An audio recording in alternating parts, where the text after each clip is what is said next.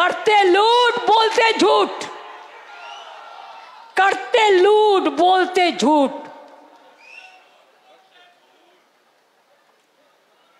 ये उसको चिढ़ा है, हर साल में कुछ ना कुछ करके दिखाना है भाई। क्या दिखाना है?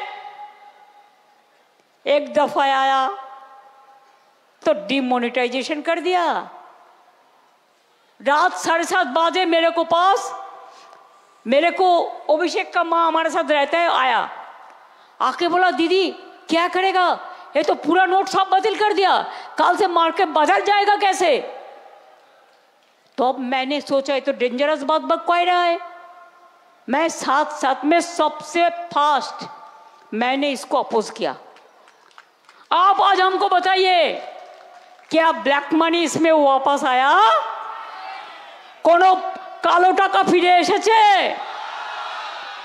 উপরন্ত গেছে?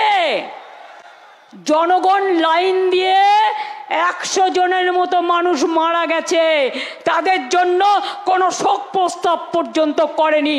নির্লজ্জ, বেহায়া, নির্লজ্জ, শরম होना चाहिए।